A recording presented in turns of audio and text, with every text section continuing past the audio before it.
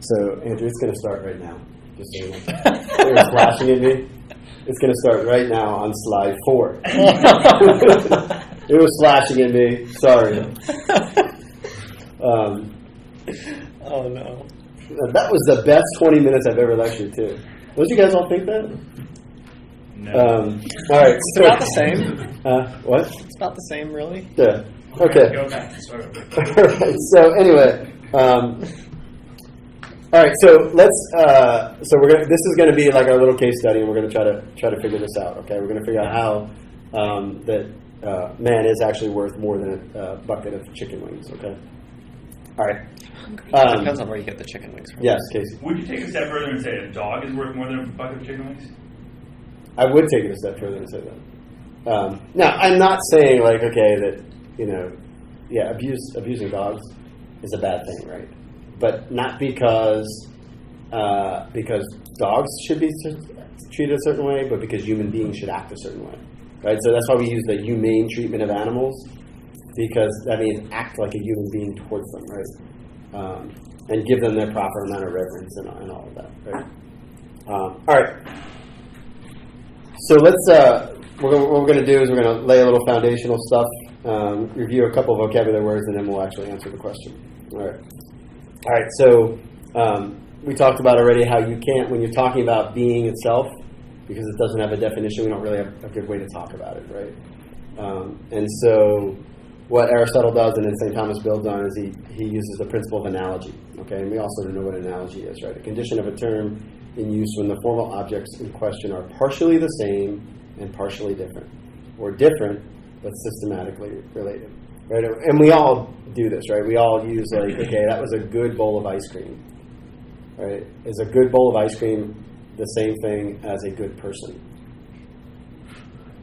Yes and no, right? Like, yeah, there's goodness in it, but certainly in a more limited way than it is in the person. All right, so that's how analogies work. Okay, so it's like this, but like not like that. And the reason why it's so important for us to be able to do this is because it gives a language to talk about God ultimately, right? Because when I say that ice cream is good and God is good, I mean two almost totally different things. Bishop Narama talks about this all the time. Who does? Bishop Narama. He talks about how like Jesus love and pizza love are not the same kind of love. No, they're probably not. He really loves that analogy. It's good. Yeah, and it's an analogy, right? Yeah. So it's because you can, I guess, get a certain feel for love of Jesus by love of pizza. Yeah, that's my love of pizza. It's Yeah. very strong. Yeah, really. You're framed with a pizza box literally right beside your head. It's not the angel on the right shoulder. Yeah, it's just the pizza box. All right, so a lot of people make a mistake about this, right? Like they think, well, you've heard this, right? Like, what kind of a good God, what kind of a good father would let his kid get run over by a car, right? It's the argument of like from evil, which we'll talk about in a couple of weeks. But that's the idea, right? Well, it depends on what you mean by good, right? And it depends on what you mean by father, right? Because fatherhood in God is different than fatherhood in man, okay? There's analogies, and the better fathers actually do a good job of modeling God the Father, but still not perfectly, okay? So what often happens is we flip the thing we're comparing it to God, right? So we think, well, a good father on earth does this, so God the Father must do this, where it should be the other way around, okay? So we have to make sure with analogies, too, that we realize they're not the same thing, that they have similarities and dissimilarities, but also the differences can be not just in degree, but also in kind. And we'll talk about that in a minute. All right. So this gives us the ability to compare, okay, which we need, okay? So we need to. So there's this general idea. Then you'll hear the term analogy of being, all right, and that basically means that when we say something exists, we don't mean it in the same way, all right? So when we say that the chicken exists versus the dog exists, we mean something different, even though they both have existence, okay? And so it's a means by which we can compare things, okay? All right. So let's go here and we'll talk a little bit about some vocabulary, okay? If you remember, we talked about there's two modes of existence. Something can exist as a substance, and something can exist as an accident. Can anybody sort of tell me the difference?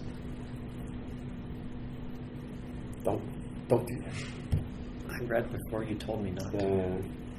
All right. So a substance exists in and of itself. Okay, doesn't depend on anything else other than God to exist. An accident has to exist in a substance.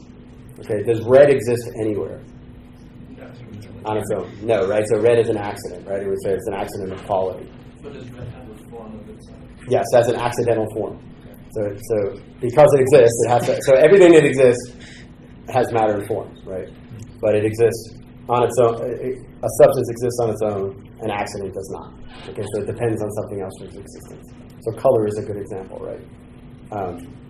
So think of substance as a thing, and then think of accident as something about that thing. Okay, something we predicate of a thing. All right. And so when we come to know something, what do we know first? The accidents, right? Because those are the things we see, right? And we can't always see the substance.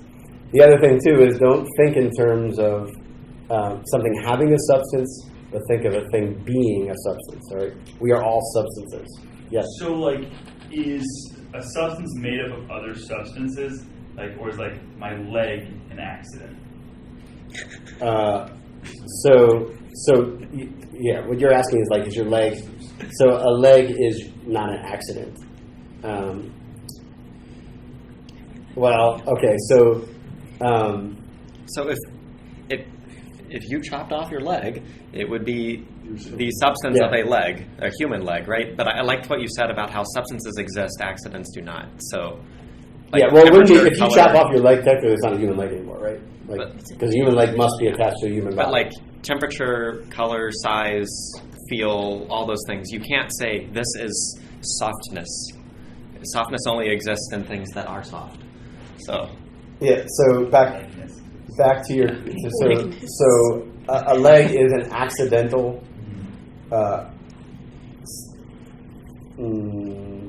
It's really so. If we go to the categories of being, it's relational.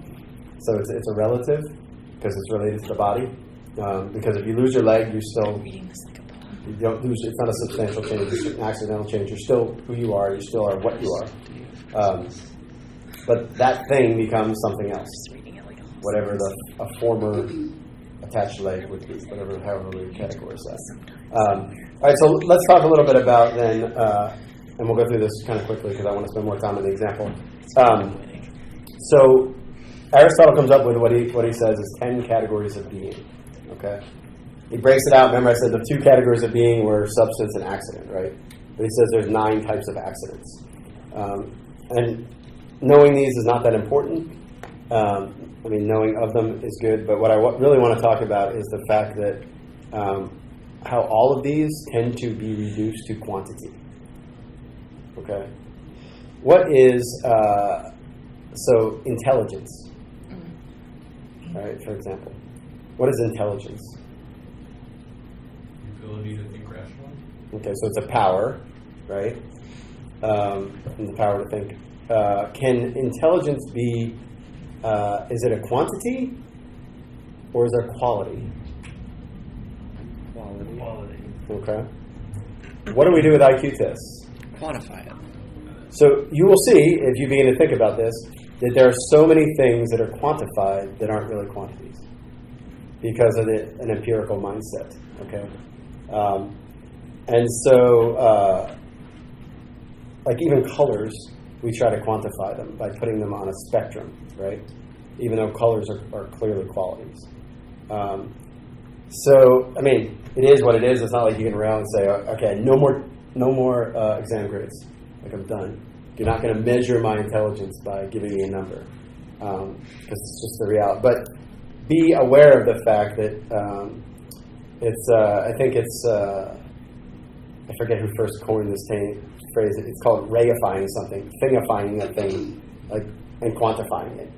So see how many ways things are quantified, right? I mean, as a statistician, I can tell you there are a lot of ways things are quantified, right? Like, I come up with mathematical models to predict behavior that is not mathematical, right? So that idea then of confusing those is really important for us to understand, right? So when we look at a being and we look at something like intelligence, we would say, okay, that's not really a quantity, right? Quantities are things like weight, height, right, about a person, but a quality would be something like their intelligence. Their thoughts. Thoughts are accidents, right? They exist in the mind, but they're qualitative accidents, okay? All right, does that make sense? So that's just something to sort of keep in mind as we move forward. All right. Two more sort of sets of vocabulary words, and then we can try to at least answer our question. So we already talked about two things exist as in potency and act. We talked about there is possible being and actual being. Okay.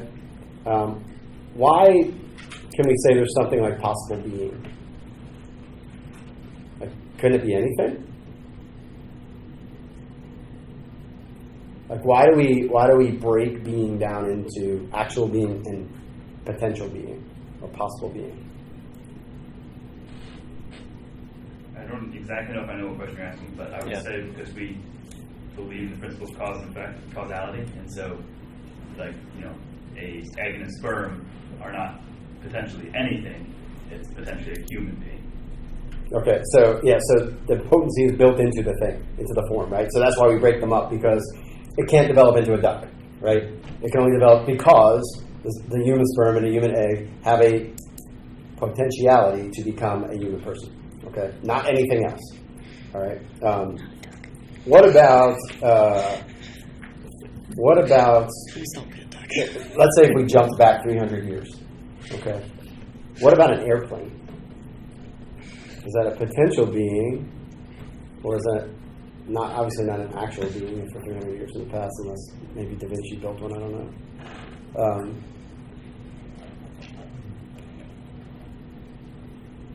So is that still a potential being, an airplane? At that time, yes. Yeah. So the time doesn't matter, right? It's what's called an extrinsic possibility, right? So in other words, they're limited in the timing of it, but not. There's nothing inherently that says no, you can never make an airplane. All right. The way that you can say it's an intrinsic possibility for a human birth.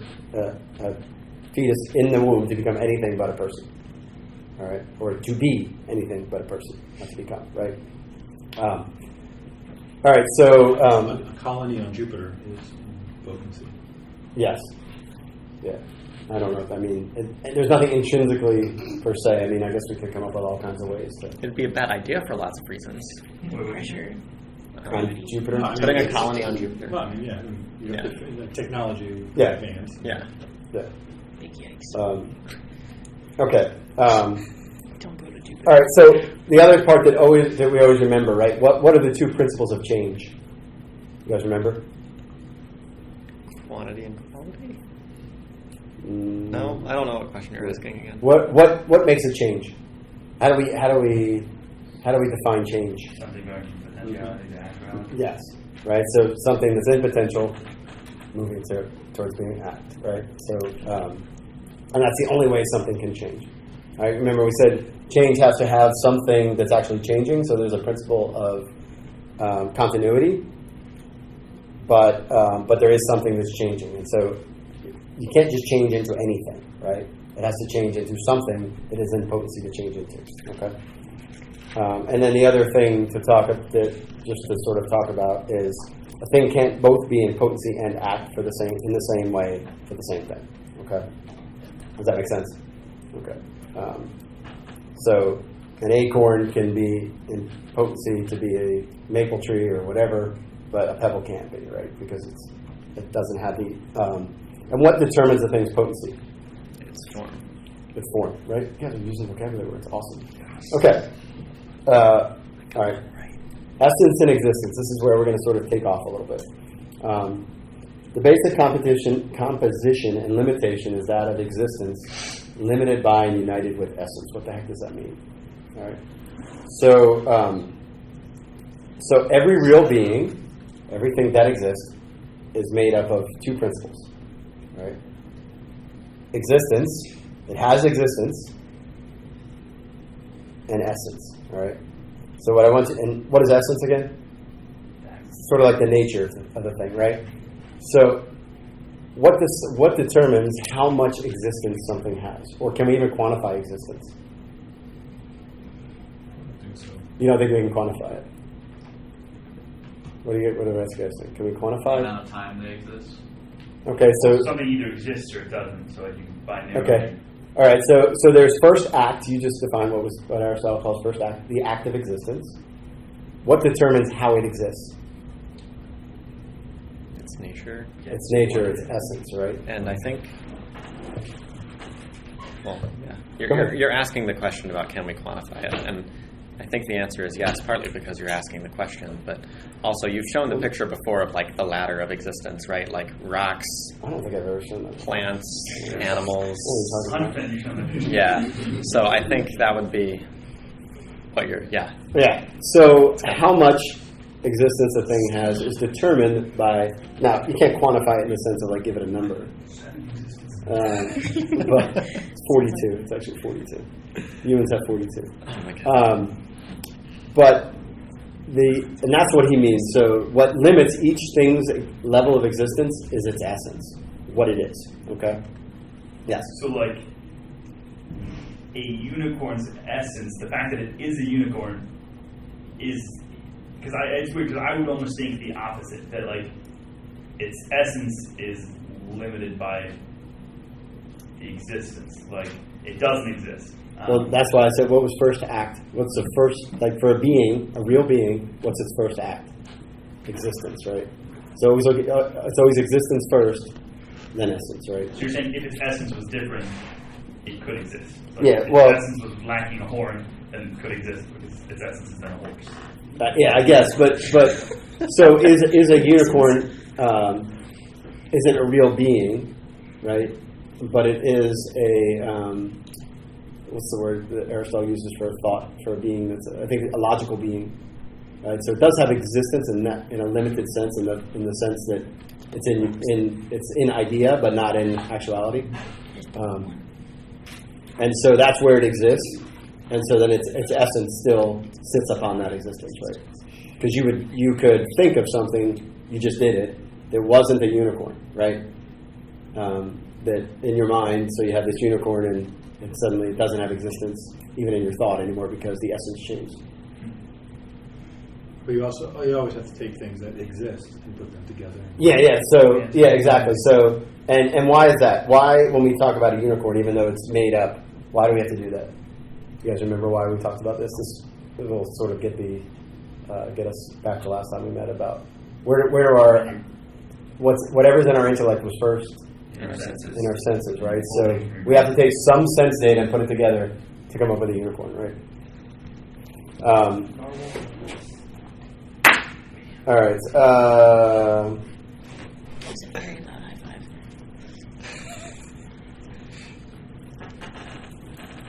Okay, so one other question then. So going back to the unicorn. So can you have knowledge of a unicorn I mean, I sort of answered the question, without it actually existing? Yes, right? Yes. So what conclusion can we draw from that then? Let's unpack that for a second. So the fact that I thought of something that doesn't really have existence, what does that mean?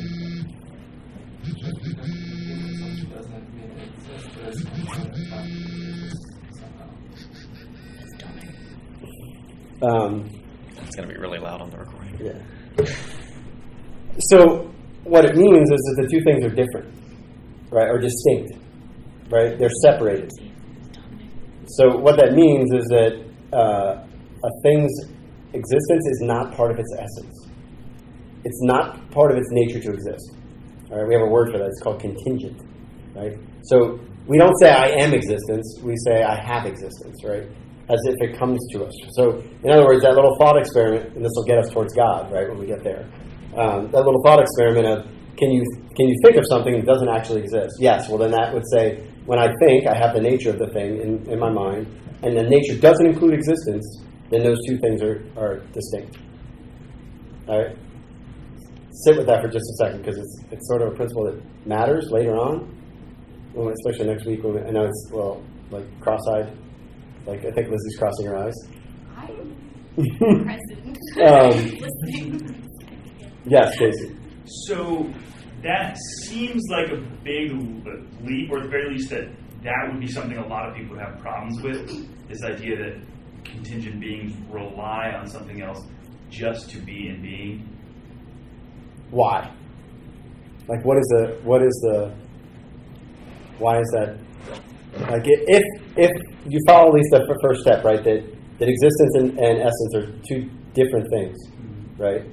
So then, if it's not part of my nature to exist, where do I get existence from? Something else has to supply it, right? Yes, but so like what? Someone might respond saying that your parents gave you your existence. Yeah, so then you begin to play on the infinite regress, right? And then you talk about, which we can talk about when we talk about God, why an infinite regress is impossible, right? Because, well, this is St. Thomas's first way, right? The first way where he just looks at everything. He's like, look at everything. Everything is contingent. Everything isn't the source of its own existence. And so if you follow that trail down, there has to be something not that just gives existence, but is existence itself. And we'll talk about that when we get to the latter being in a second. Okay, but from my understanding, is it not saying gave you existence once, but that it's saying currently giving you existence? Yeah. So it's existence here and now, right? That's the important part of that argument, right? Is to understand that it's not talking about, it's not this chain of events backwards, it's this up and down right here, right now. All right, so that, again, that thought of just understanding essence and existence, two different things. Created beings all have to get their existence from something else, because no created being has, as part of his nature, the act of existence. Okay? All right, last one. Finite versus infinite being. All right, and here's the only reason why I want to talk about this is because when we talk about God being infinite, what do we mean?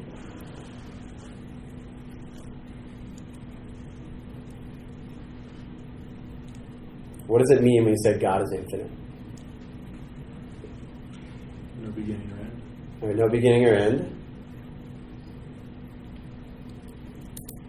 It wasn't created. They're not created. So far, these are all things we can get to with the reason, right?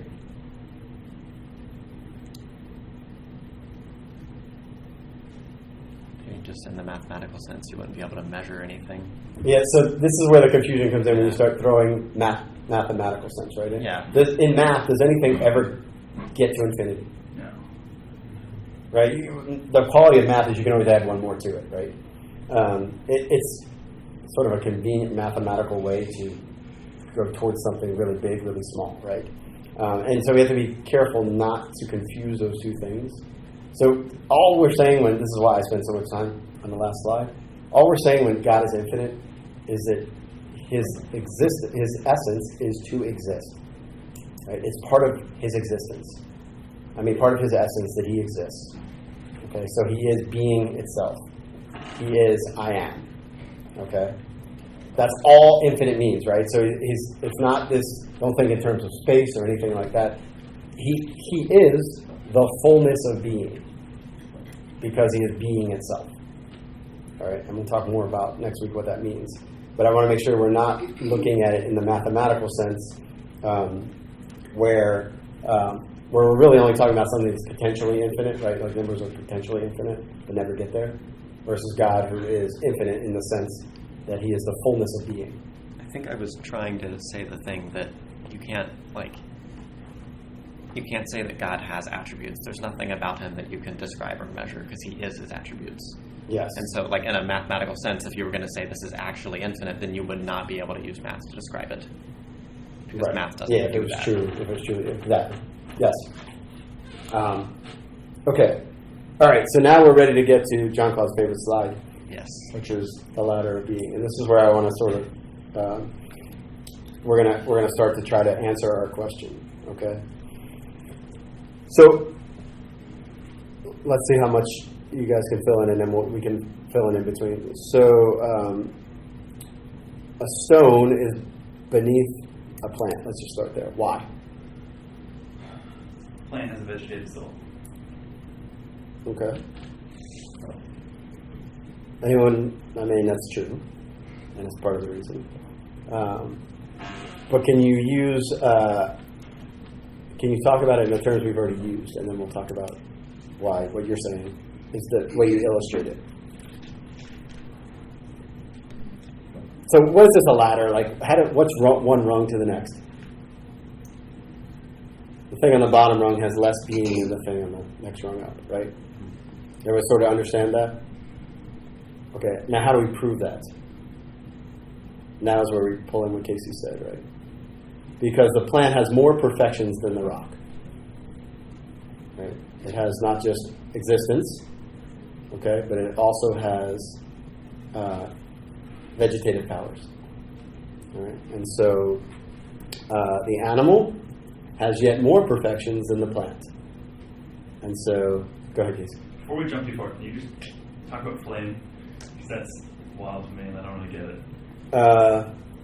Yeah, well, why a flame has higher being than a stone? Yeah.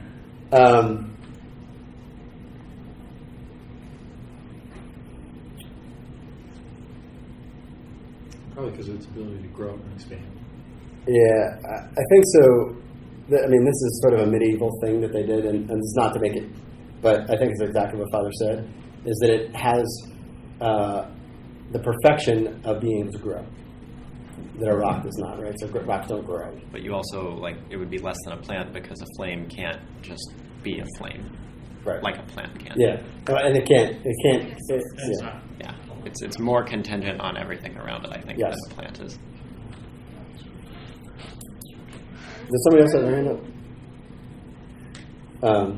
Yes. Oh yeah, I was going to say, since God is being itself, could you just say that the closer you are to God, the more being you have in terms of like attributes? Yeah, you could say that, and you would also be, that would be the whole point of this, right? So Nailed it. so that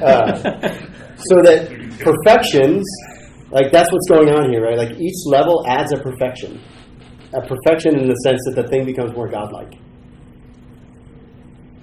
which means that it's participating in some attribute of God, or some power of God, or some perfection in God. We won't use attribute since John Claude got us. I'm not saying you can't. No, you're right. Yeah. I wasn't going to say that yet. Yeah. Because I wanted to be able to say what I just said, but I can't really say it and be right because you were right. But the point is that so where does the stone get its being? It's composite parts. So is it the parts of the source of its being? Where does it get its being from? Where does it get its existence from? God, right? Where does the flame get its existence from? Okay, and on up, right? So, Oh my God. what determines how much existence a creature gets? Yes, God, but what determines how much existence a plant gets? The form of the plant, the nature of the plant, what the plant, like the kind of the plant is, right? So back to Casey's question earlier about the dog, right? Does the dog have more being than a chicken? No. You don't think so? No. Why not? I mean, there can be an argument either way for that. Are there like sub-steps in between these rungs? But Yes. they're different because, like, to go from one rung to another is much different than going. Well, so I think if we were doing this, so to give us a language, so you would say that along the same sort of principle of being, there are differences in degree, and then up a rung is differences in kind, right? So a chicken, I would say, has less perfections than a dog, and so a dog has more being than a chicken. Okay, yes? So the rungs are essentially only in nature. So you can say like a chicken and a dog have different natures, but like if humans have the same nature, could you say like one human has more perfection than another? I guess in Yeah, so hold that thought for like till we're going to get to it in like a second, Part of why and I'll hell answer is the so question. scary. That's part of why hell is so scary. Yeah, go ahead, Casey. I was just going to ask on the dog thing. Would part of that be the fact that the dog is more in the dominion of man as God intended it to be? Yeah, so real quick, don't get like hung up on this ladder. It's just like those aren't the actual probably rungs that it looks like. I mean, there's the big separations, right? But within beasts, you would find different rungs, right? Within angels, you would find all different rungs, right? So go back to your question now. Why is heaven on there? Why is what? Heaven on there. That's a good question. Oh, actually, I know why. It's talking about the blesseds in heaven, saints. Okay. Because that's the answer to your question. Sorry, I didn't know what you were talking about. And I'm going to answer your question with that. So go ahead. What was your question? My question is simply like, is the reason that dogs are higher in degree than chickens partly to the fact that they are more in dominion of man as God? No, I would say that the reason why they have more being is because they're more intelligent. Okay. Right. You can train a chicken. Okay. Why can not knock a have chicken out chicken? by No, I'm not saying you can't train them, right? But you can only train them to do certain things, right? Like, could you train them to go fetch? Therapy chicken. Oh my god! I can't wait if that happens someday. Yeah. So Can you you can train say, like, looking at this objectively, right? Humans have more being than dogs. Okay, and so they have more value than dogs. So we can objectively say humans are more valuable than dogs. That's a popular opinion today. But we can't quantify it. Like, we can't say a human is worth 14.5 No, well, yeah, you wouldn't want to do that anyway. So the gap between the rungs is infinite, Okay. or as close to infinite as you can get, right? So what's the collective sum of all those gaps then? 42. Yeah, that's 42. That's yes, Keegan. So you talked about the being and the value that comes from the greater degree of being. Is that like the only place we would say we find like objective value in, or? Yes, like between like creatures, you mean? Yeah, I'm not really sure what the question is. Just you seem to use them synonymously, and I didn't know if there was a difference, or if it was like being is one way to measure value. Oh, okay, yeah. So you're sort of anticipating like the next 4 slides. So hold that part, and then we'll get to your first question, which is right now, which is You have a lot of things on hold. do human beings are human beings all equal? No. Oof. Define equal. Yeah. Well, do they all have an equal level of being? Oh. No. They have equal level of dignity. All right, so is Jefferson right that all men are created equal, which makes you think that maybe afterwards they're not equal, right? Is that true? Well, he obviously didn't believe it because he owned slaves. Yeah. Okay, let's not get too hung up on Jefferson.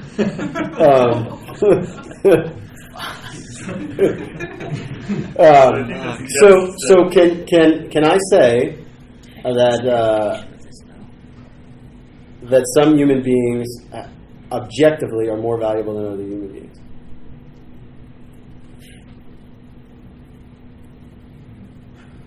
I would still have to ask in what way. Okay. Yes. Do some human beings have more being than others? Yes. Yes. How so? They're more perfect. If you're using perfection as your scale. Okay. All right. So metaphysically, we could say that all human beings are in potency to be equal, but potency has to be reduced to act, and to act is more perfect than to be in potency. So the morally good person actually has more being than the immoral person, because they participate in goodness more.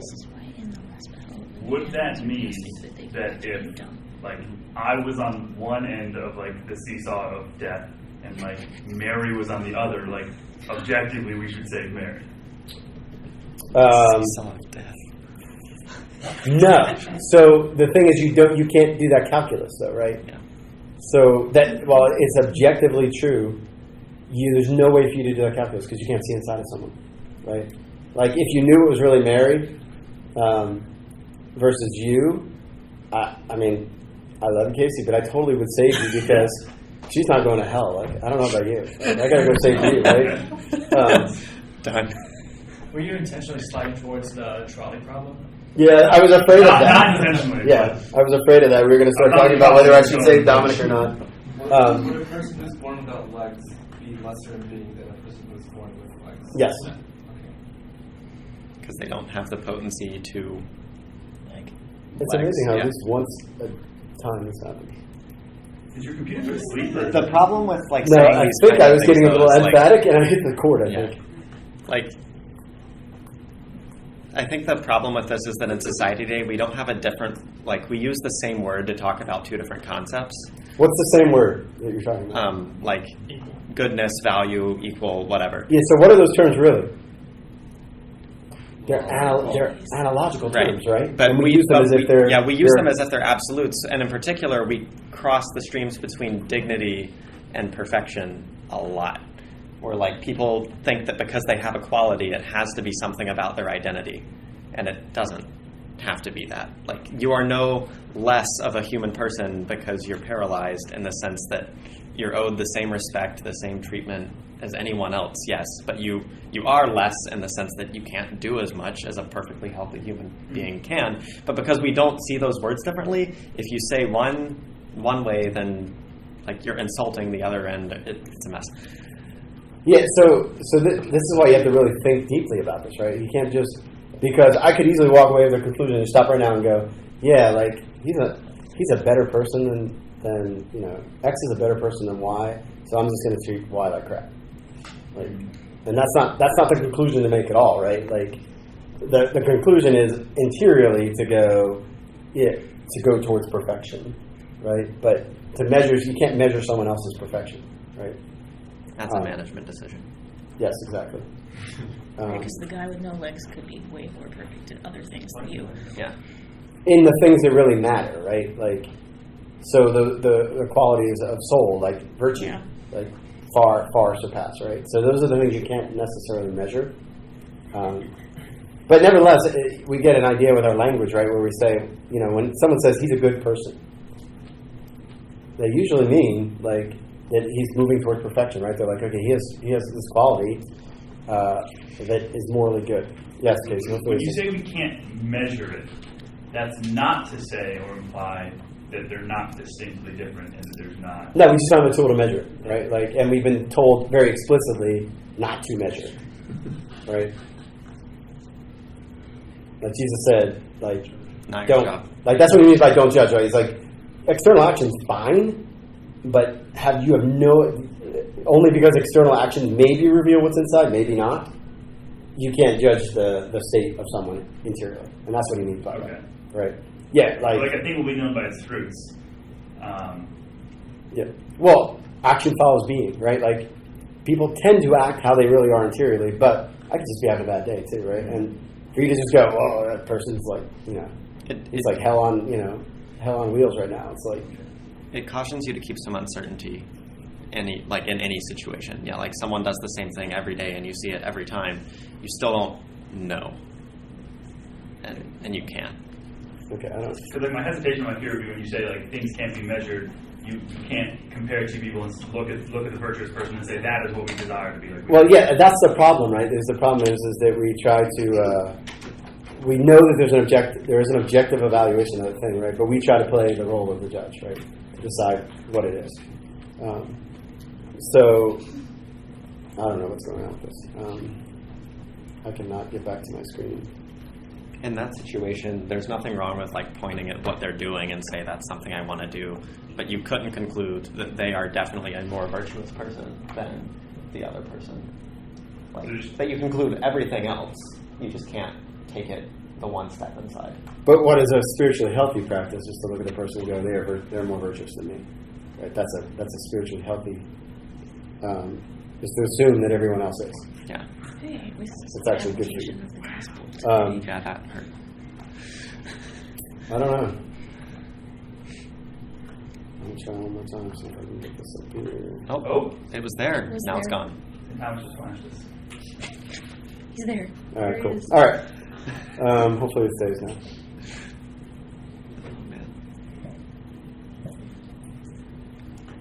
We still haven't gotten back to PETA. Yeah, so we're not going to yet, Oh. because all I told you was that something has more being, right? And Keegan sort of balked at that a little bit. He's like, okay, you're talking about value. How do we measure value, right? Which was sort of your question, right?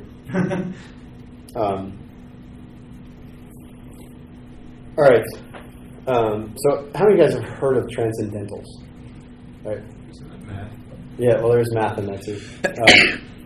But beauty, goodness, truth, you guys heard those terms before. All right, so why are they called transcendentals? You can't see your taste or feel hunger. Yeah, so it's not because they transcend like our senses, right? Because we can sort of one thing being more beautiful than another, I can sense, right? Well, okay, so if I threw being up there, why is being also a transcendental? All transcendental means is that it transcends any categories you want to put it in. It is all the categories, right? So again, this is why these are hard to define, right? So goodness exists in all things, so that it's what we call as convertible with being, right? So goodness is just being looked at from a different angle, okay? And then truth is just being looked at from another angle. So goodness is being looked at from the will. Truth is goodness looked at from the intellect. Truth is being looked at from the intellect, okay? Beauty is this kind of weird thing where it's looked at from both, okay? And we'll spend a little more time with beauty. All right, so definition of or related to a property of being as such and thus proportionately shared by each individual, whatever its category, and whether it is physical or spiritual. The transcendental properties are common to this in being, goodness, truth, and beauty. Sometimes people throw unity in there as well, oneness. We won't spend any time on that. I think we already sort of know that. So being is not a category. Goodness is not a category, right? But it's something that applies to all categories of things. Okay. So how would we then? I can't necessarily define good, but how would we? How do we tend to use the word good? Don't look at the screen. Don't put it up there. When something is doing its designated purpose, so when God created all the stuff in this world after all 6 days, He was like, and He said it was good, and on the 7th day He rested. So because everything was doing what it was supposed to do, it was good. Okay, so Sharvie said two things there. He said it has something to do with perfection, and it has something to do with its end. Right. So, what's a perfect pencil? Comfortable. Yeah. So it's achieving its end of writing, where right? the wood slides up the lead and you can't write in one direction. Yeah. So Perpetuation. see, you can sort of measure it, right? You can measure the goodness of a pencil, right? And you could say one pencil is better than another. Ticonderoga all the way. Than another. Number 2 is better than 2.5 according to the SAT. Yes, Casey, what were you going to say? How do you fit in the idea of subjectivity? Because I have a friend who's wrong and hates mechanical pencils. One of the ways to factor in subjectivity is just to kill him if he doesn't like mechanical pencils, right? Put him out of his misery. So how do we? Can we come back to that when we talk about beauty? Because I think it's clearer there. Right? Okay. Which one's more beautiful? Because maybe, like, what you're really getting at is the mechanical pencil is more beautiful than the Ticonderoga. Maybe. Right? Yeah. All right. So when we talk about degrees, right, we can talk about degrees of goodness. Okay. So let's go back to what we said then. Is it true that that a dog has more goodness than vanilla ice cream? Yes. Objectively true, or just matter of taste? Like, personally, I don't really like I dogs, don't so I'm think allergic to dogs taste them. very good. Yeah. So we got a little apples and oranges going on a little bit, but can I say that a dog has more goodness than vanilla ice cream? Yes. Why? Because it can do more stuff. It's more like God. Okay, so it has more perfections. It has more being, right? Okay, so You can't do tricks. It just melts. so what about now going back to Keegan's question about what about if we looked at people? Can I say one person is more good than the other? That's not even better, right? Just to be careful. Is one person more good than another? You can't say that, but it can be said. Are we using good in like being synonymously, or is there a difference? No. Remember, goodness is just being looked at from the sense of the will. So is being the not necessarily a subcategory, but like goodness, truth, and beauty flow in, or like are beauty looked at differently? So like is beauty like said to be the highest, or being said to be the highest of those, or? Yeah. So don't think of it in terms of that. Think of them all being sort of synonyms, just looked at from different angles, right? So what would be the difference with goodness? So think about like what is your will always drawn to? The good, right? And the particular good, right? So that's just being. So something exists that's desirable to you because it's good. That's your evaluation of being because it's good. Okay, so being and good are sort of synonymous. All right, so back to the question. So can I say that some people are more good than other people? Yes. But going back to this, right, with the heaven thing, like so a saint has more goodness, has more being than a sinner. Okay. Does that follow also with like two dogs? Like, yeah. So the more so one dog can be more good than the other dog because it has more perfections within its nature. Right. So the word good designates something perfect as such. So as it has more of its potencies reduced to act, becomes more and more perfect, it's a better dog. Good dog. Or a more good dog. Yes. Where do those in hell fall on the ladder of being, seeing as we have those in heaven? That's a great question. I would guess lower than stones. Right? No, in the ladder of being, they would fall between just above the beast. Oh, okay. Yeah. Because they still have this is why we say we'll talk about in a second, like the different kinds of goodness, right? Ontological goodness, like they still have the goodness of being, they still exist, right? Which, by the way, like just to go back here, this ladder of being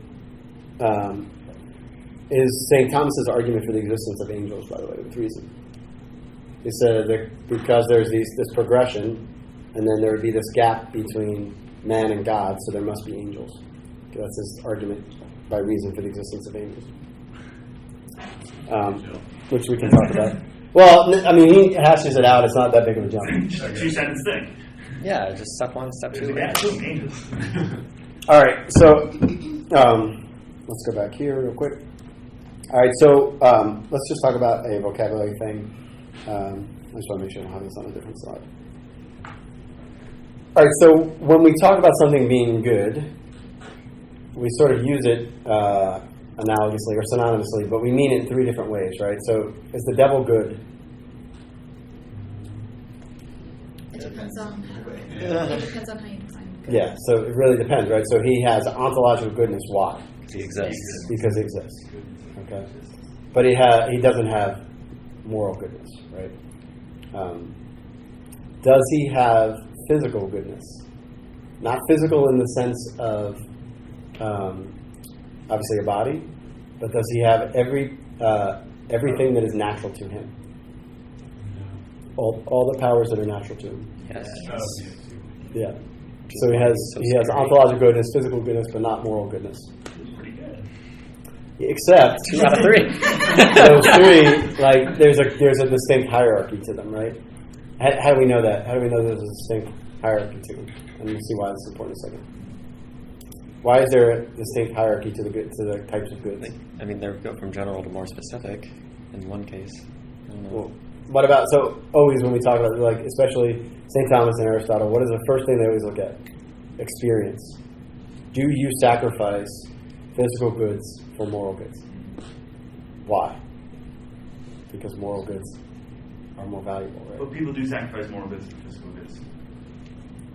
Yes, so here becomes the problem, right? They do, and they're wrong when they do it, right? Yeah.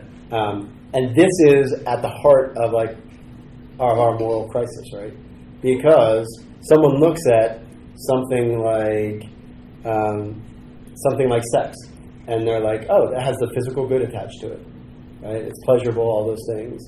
So therefore, I'm going to do it, without any evaluation as to whether it's a moral good, right? So understanding the pecking order is really important because it affects how we act, right?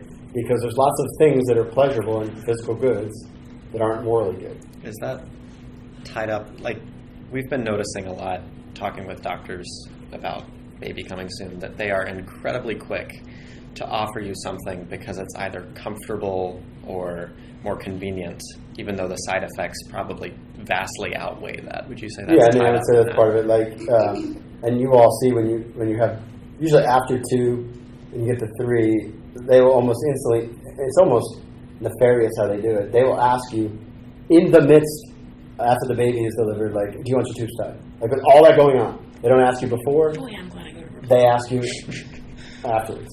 Like, so, because they're like, oh, 3, what the heck were you? Clearly something failed, right? So the physical good of comfort and, financial stability, whatever, without any sort of care for the moral good.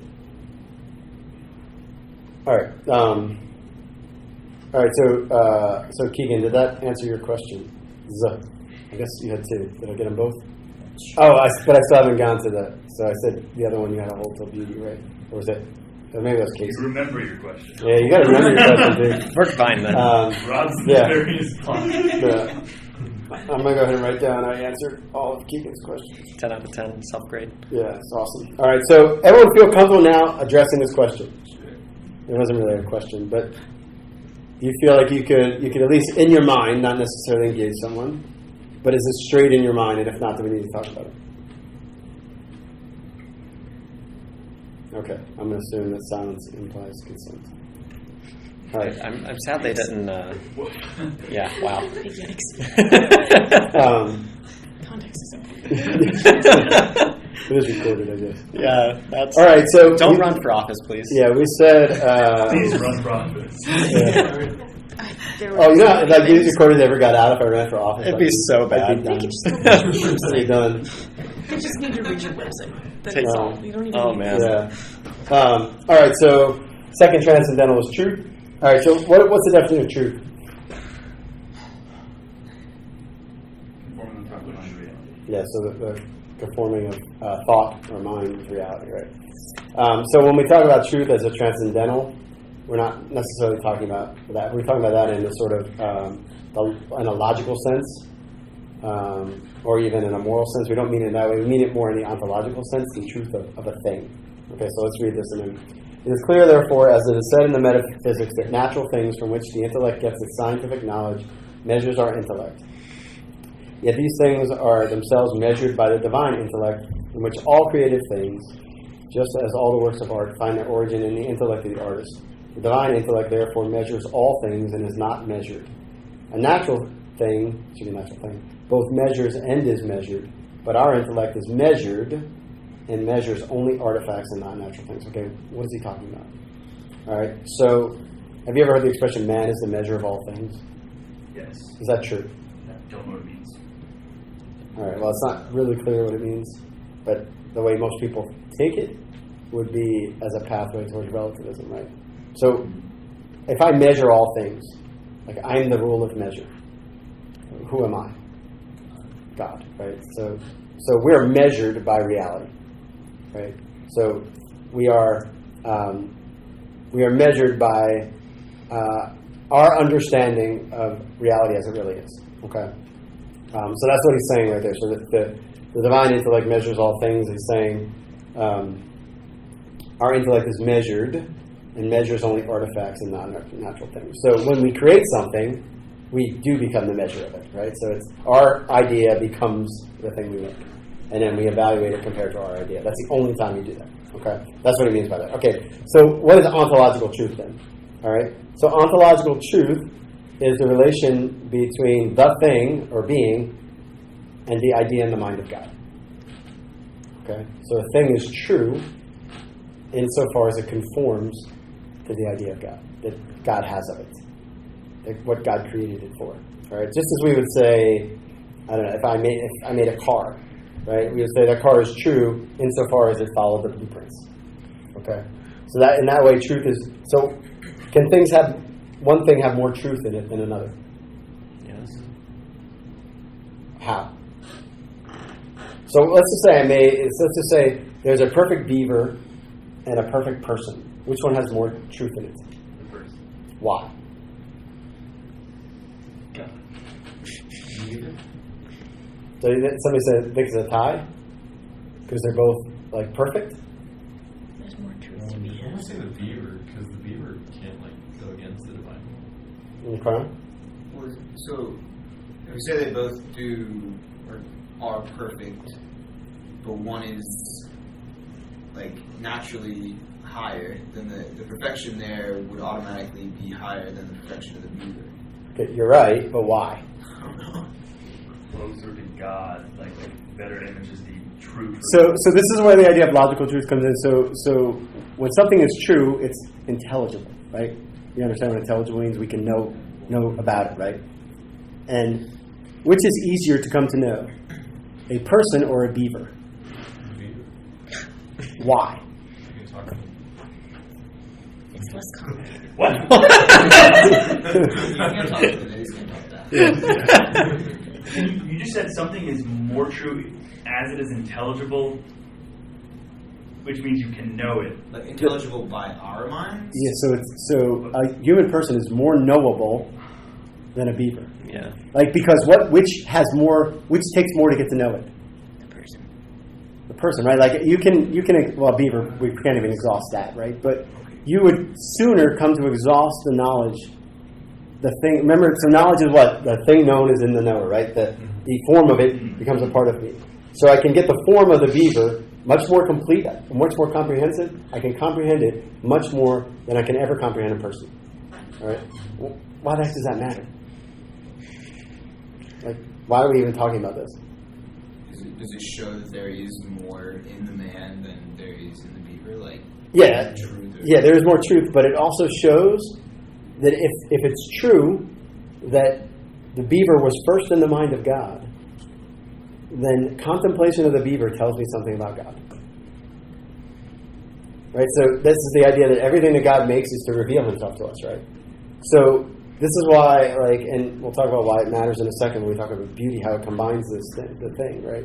So this is why when you really look at creation and contemplate it, you come to know God, right? Because he made things intelligible. He made them with certain forms, and you learn the ideas of God, right? And this is why, the saints will say, there's two books. God has two books: the book of nature and the book of Scripture, right? Where the book of nature is God writing his ideas into physical, tangible things, right? And so we could spend a little while maybe contemplating a rock, weird, but watching a beaver building a dam, you can learn something about God in that, right? And that's why it matters which has more truth, okay? Because it makes it which thing is more intelligible, okay? Which brings us to the last. No. Is anyone in here an art major?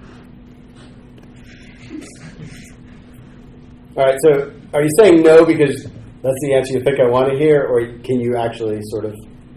I'm saying no because it's the answer I believe. Okay. I would say yes in one sense and no in the general sense. When people say that, they typically say that different people are more easily able to see different things that are beautiful about something or another. I'll tell you what I say when someone says this, honestly. I'll tell them to go to their girlfriend or their wife and tell them, you're not beautiful. Just my idea of you is beautiful. Look at them just flat out and tell them they're not beautiful. Because they have no beauty in them, right? The beauty's just in my eye. And usually then the person will go, ooh, wait a second. Maybe I don't mean that, right? So St. Thomas gives a definition which is almost seems like the same thing, right? Beauty is that which gives pleasure when seen. Okay, what does he mean? All right.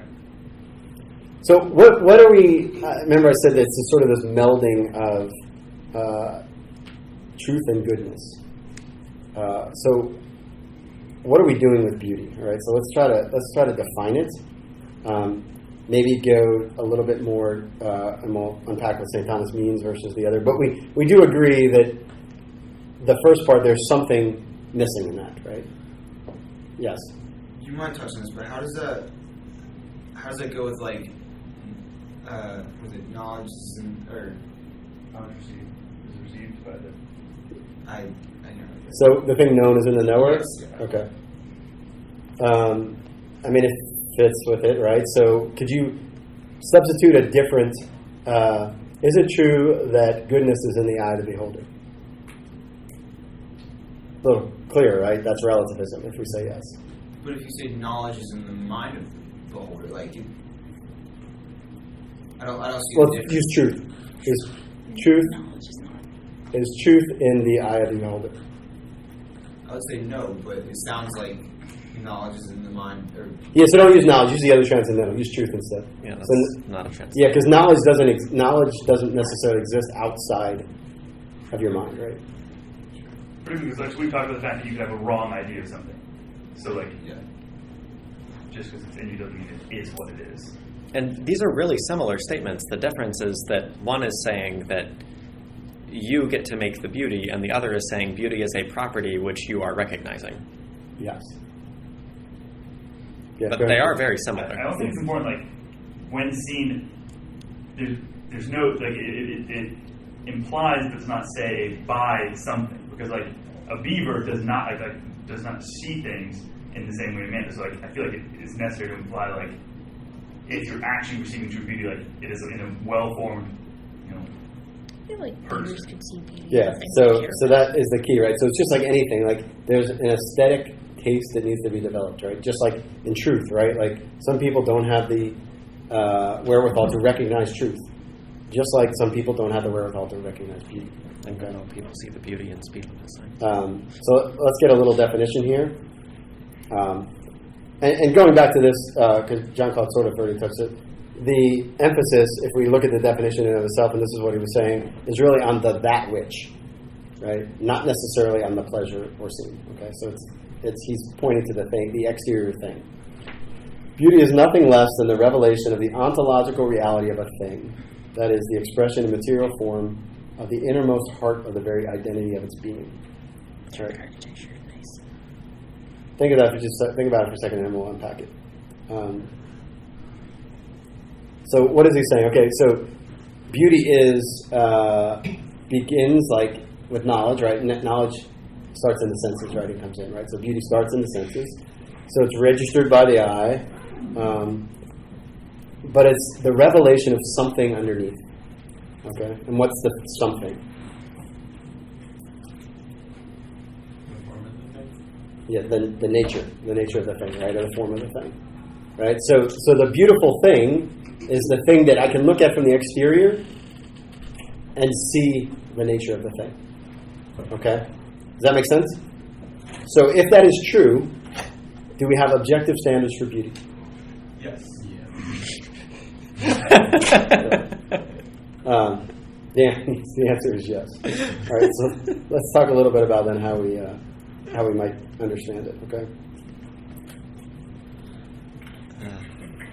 All right, so here's what St. Thomas says. He says, for beauty includes three conditions: integrity or perfection, since those things which are impaired are by that very fact ugly; due proportion or harmony; and lastly, brightness or clarity, which things are called beautiful, which have bright color. All right, so what does he mean by that?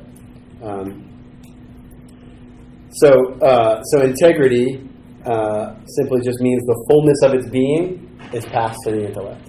All right, so a person who's missing their nose, according to this definition, would be ugly, right? Because they're lacking integrity. All right, so the fullness of the person's being, of the human being, isn't passed to the intellect. All right, proportion would mean that everything sort of fits, right? Things aren't out of place. So the person could have a gigantic nose, right? And we would go that they're ugly, right? And then the third, he says, is brightness, radiance, clarity. You'll hear all those. So that is, think of it as the form kind of shines forth. So it's intelligible. All right. So we'll give some examples. All right. My professors are not ascribed No. Don't know what this is. Harrelson! I like Harrelson. So that's the building I used to go to like calculus in. Same. It had a bathroom at the top that looked like the bathroom from the Chamber of Secrets. Yeah. You And could also roll down the ramp. Yeah, and you had to walk down this ramp, and it'd take you 15 minutes to walk down the ramp. It was great for If you take a wheelie chair, yeah, it goes a lot faster. Yeah. So we look at this, right? We look at this. Do we know what this is by just looking at it? A building. What kind of building? So it's revealing a little bit of the form. What kind of a building? Yeah, no idea. Yeah, a round one. Like, what the heck? A round building, really? Coliseum. Yeah. So we would look at that and go, I'm not really sure what that is, right? Where students go. What about if we looked at this? Points up. Yep. Like, does that look like a classroom building? No. Well, it actually does, because you can't really see the pictures on top. It has like, there's 4 philosophers all looking in different directions. Oh. Okay. So, It looks like a classroom building to people who are used yeah, to so that's in Oxford. It's one of the buildings in Oxford, and it's kind of squished Yeah, I was together. going to say, please, that picture. That's very. It I could probably make it bigger. It's ugly. But hold on. But we could say that is more beautiful than Harrelson, right? Oh, certain. Yeah. It Why? might not be. Why? Why is it more beautiful? It's slightly more clear what it's for. Form follows function. Say that again. Like, It's a design thing. Yeah. Form follows function. It's an artifact. It's been created with the intention of being like the form and the aesthetical qualities of it follow and inform the user, the viewer, of what it is and what it does. okay, so I should be able to just look at it and know what it is, right? Yes. So what about a church building? Like, how many of you been inside a church that looked like a warehouse? Yeah. Right? And what happens when you do that? Not help to elevate the mind. No, it doesn't have to elevate, right? Because it's lacking. It may be functional, but it's lacking the form of what's actually going on in that building. Which is why that definition came from a book about church architecture, because this dude really gets it. And he actually, I think, his name is Dennis McNamara. Where's that quote? I think he actually was one of the people that both St. Catherine's and the cathedral both consulted. So how do you compare things like Roman Catholicism has like a very, like throughout history and tradition, has one idea of like how a church looks to elevate the mind to God, whereas like Eastern Orthodox or Byzantine Catholics have a very different set of architecture, but still there's very clear intentionality behind bringing God to the mind of man.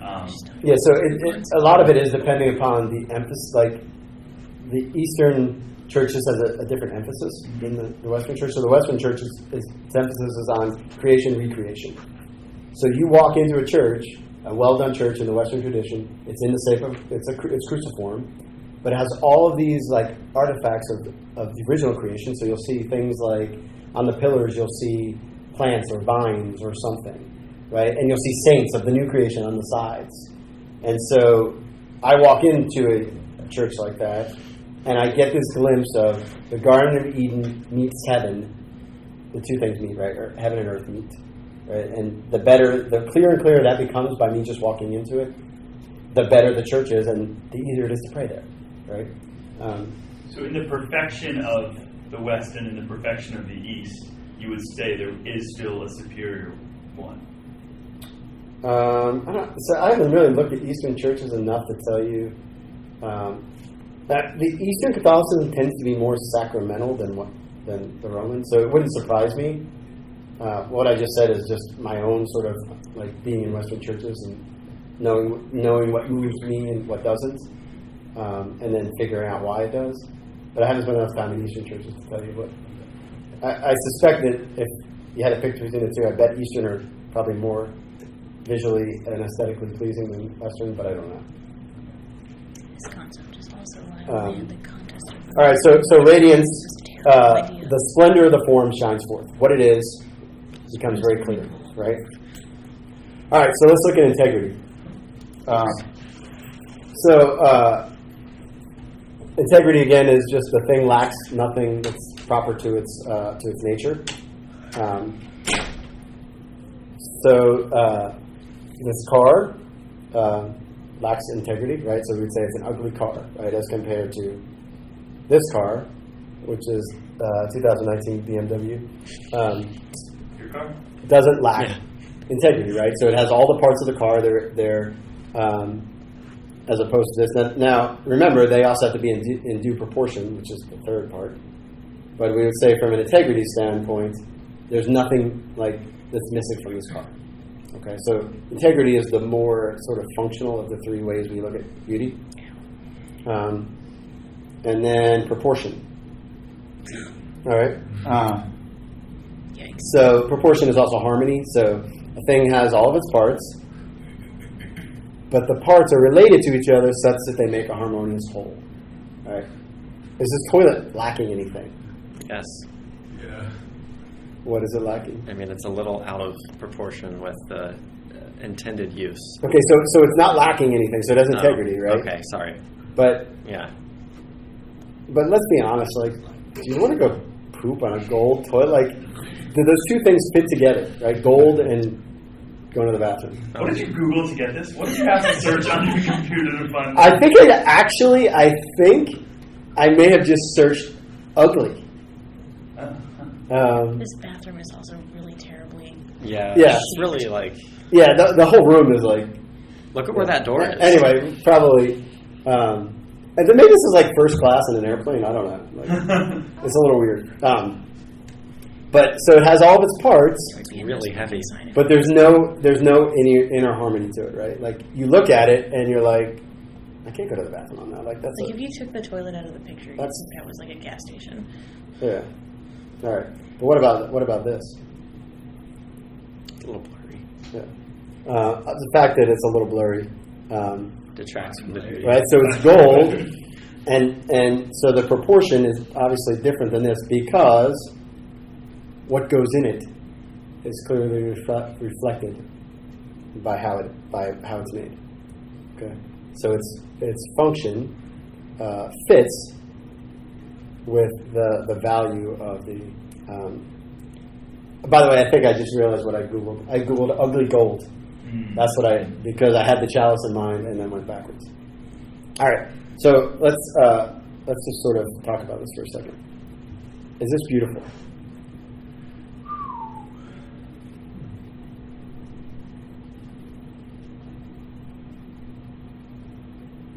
Well, I'll get it a little closer. Thanks. This is the same. Yeah, it's as close, made it closer. So how would we look at this and decide whether it's beautiful or not?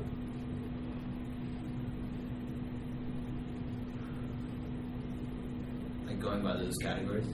Yeah.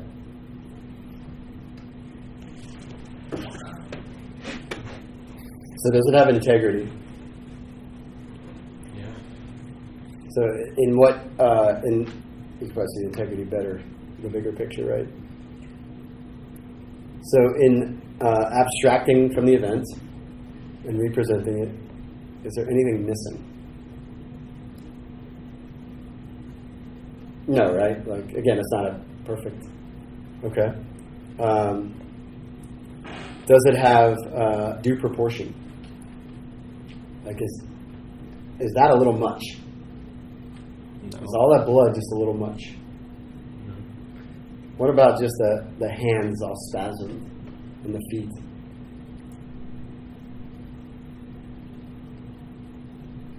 I mean, it's pretty intense.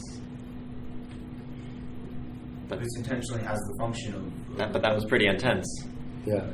All right, so I'll let you in a little. So this is an altarpiece that actually sat in a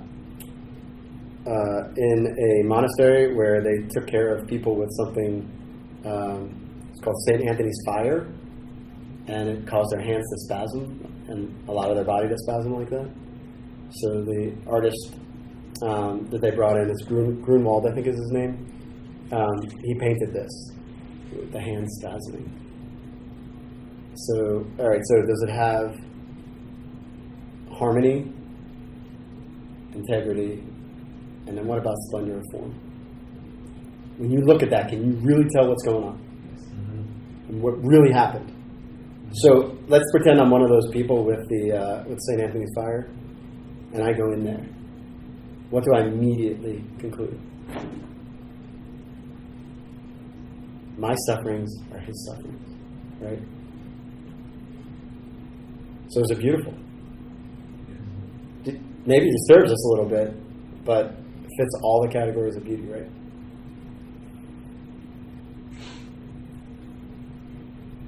All right. Can't wait for the counterexample.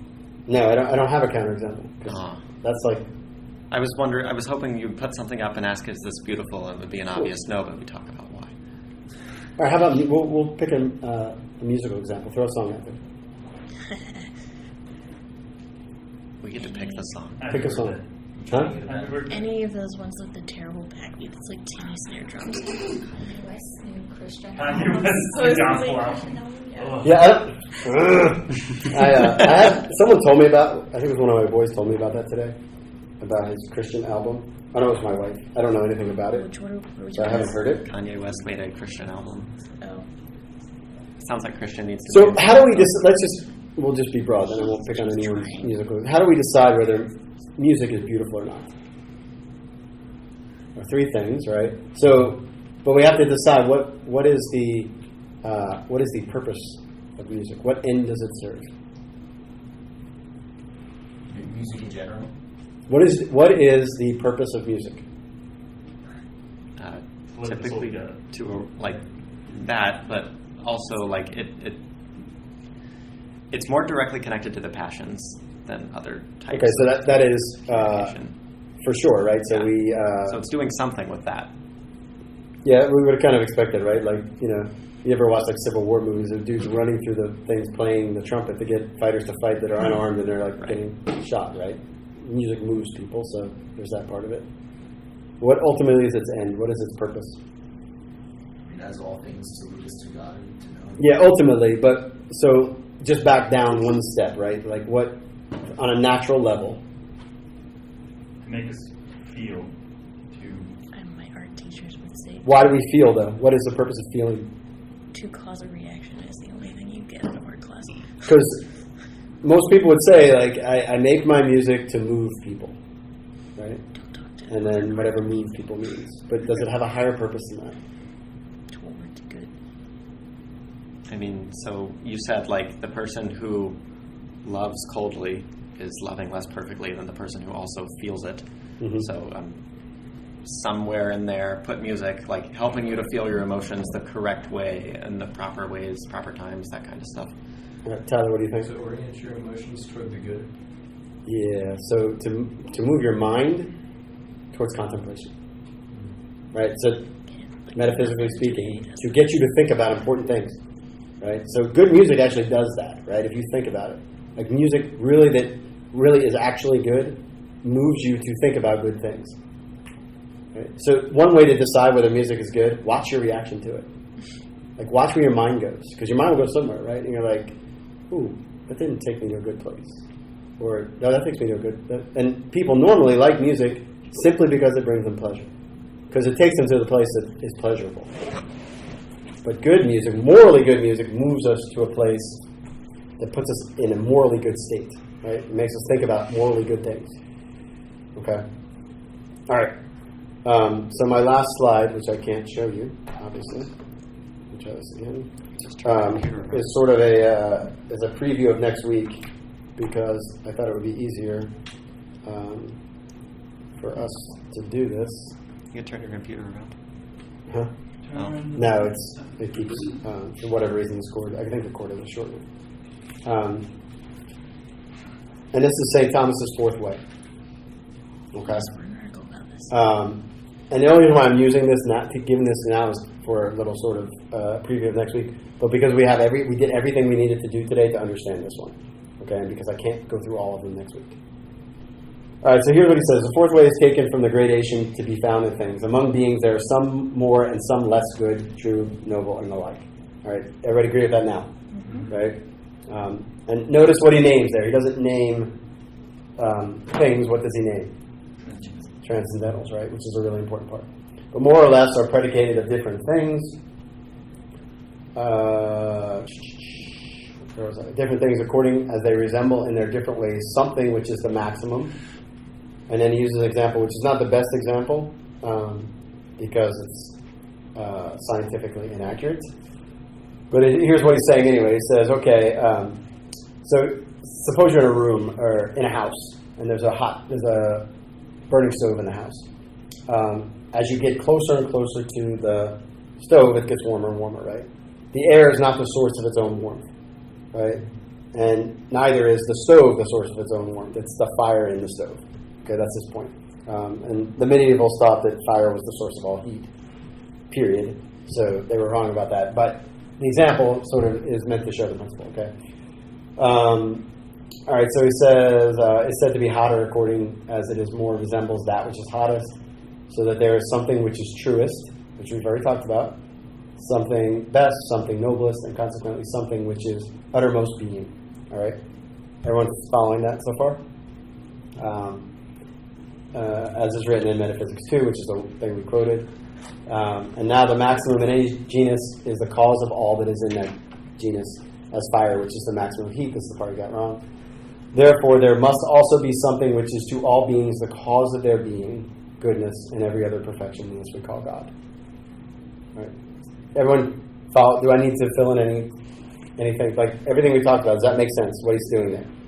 So don't take the argument as like there has to, because there's a good, there has to be a best in the sense of like, I think it's Dawkins uses the example of like smelliest. He's like, if one thing's smellier than others, I mean God is the smelliest.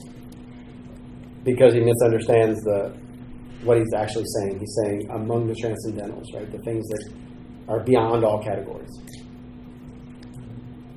All right? All right, so questions. So next week we'll talk about, we'll kind of go through the three ways we haven't done before, and we'll review the first way again. But I want to spend more time on the attributes.